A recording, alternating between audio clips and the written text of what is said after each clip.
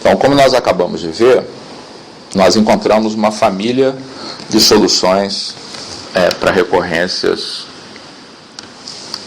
lineares homogêneas de segunda ordem, em que as raízes da equação característica são distintas. Então, nós acabamos de ver que toda sequência expressa por essa combinação linear de R1 elevado a n e R2 elevado a n resolve a recorrência. A pergunta que temos ainda que responder é se isso esgota toda possível solução. Então, o que esse teorema que nós temos na tela agora diz é que sim, que qualquer solução pertence a essa família gerada pelas sequências R1 elevado a n e R2 elevado a n. E para demonstrar esse fato, nós vamos recorrer à indução. Então, nós vamos tomar uma solução qualquer da recorrência, tá? E vamos mostrar que ela pode ser colocada na forma especificada aqui pelo teorema. Então, a gente começa por escolher quais devem ser as constantes C1 e C2 para que os dois primeiros termos da sequência, o x1 e x2, sejam expressos deste modo. Tá? Isso significa que a gente tem que resolver esse sistema de equações em que as incógnitas são C1 e C2. Esse sistema sempre tem solução única. Para isso, basta observar que os coeficientes são R1, R1 ao quadrado, R2, R2 ao quadrado, que são diferentes de zero. O tempo todo a gente está supondo que o Q é diferente de zero, e, portanto, as raízes da equação característica são diferentes de zero, tá? O que faz com que essas duas equações nunca sejam proporcionais. E, com isso, a gente pode garantir que o sistema tem solução única.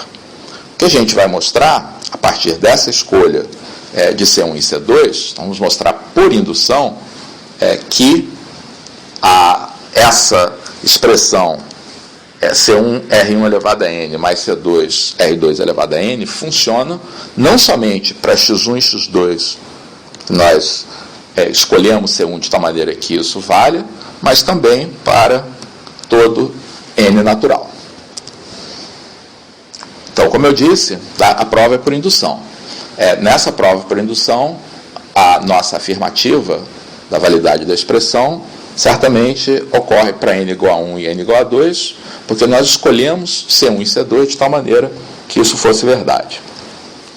Agora, nós vamos supor que a expressão vale para naturais n e n mais 1, tá? E onde nós queremos chegar, tá, é que a expressão vale, tá, para xn mais 2. Quer dizer, onde nós vamos querer chegar no final é em que xn mais 2 é igual a C1 R1 elevado a n mais 2 mais C2 R2 elevado a n mais 2. É claro que, para isso, nós vamos usar a hipótese de indução de que essa fórmula se aplica para n e n mais 1.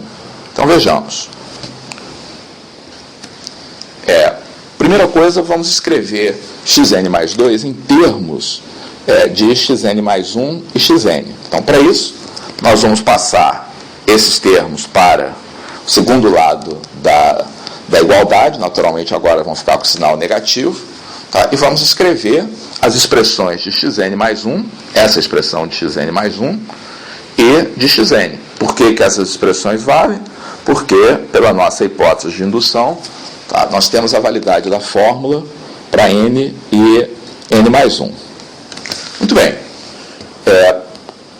O que a gente quer fazer, tá, é obter para xn mais 2, tá, uma expressão análoga. Então, a primeira coisa é arrumar um pouco essa expressão, colocando os termos que dependem de C1 e os que dependem de C2, tá, em duas expressões separadas.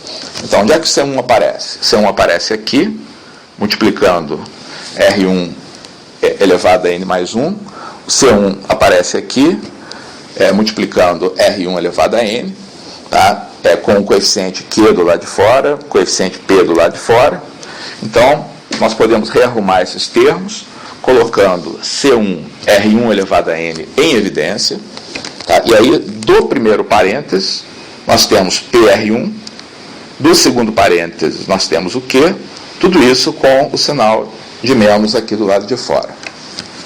Analogamente, para C2, nós temos a expressão obtida substituindo C1 e R1 por C2 e R2.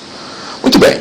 Onde é que nós queremos chegar? Nós queremos chegar para xn mais 2, tá? Nós queremos obter essa expressão aqui. Então, o que eu vou fazer?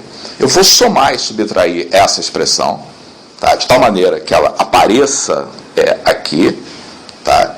E, ao fazer isso, eu vou ter que compensar, tá? No momento que eu somo essa expressão, subtraindo essa expressão, e eu vou distribuir essa parte negativa dentro de cada um dos parênteses. Então, observem. Ao fazer isso, eu fiquei com o que eu somei aqui fora, tá? E agora eu tenho que subtrair C1 que multiplica R2 elevado a N mais 2. Tá? Esse termo está aqui. Ó. Nota que no primeiro parênteses eu tenho exatamente um menos C1 R1 elevado a N mais 2 aqui nessa expressão. Analogamente, tá? Aqui eu tenho o termo que compensa o C2 que multiplica R2 elevado a N mais 2. E por que isso resolveu minha vida?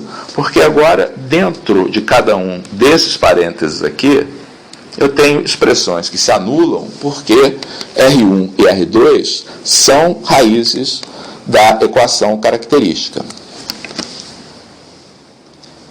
Então, observem que o resultado final é que, como eu queria, o xn mais 2 tá, vai ser igual unicamente ao que sobrou aqui, já que isso aqui é zero, tá, isso aqui é zero também. Tá, e isso completa a nossa prova.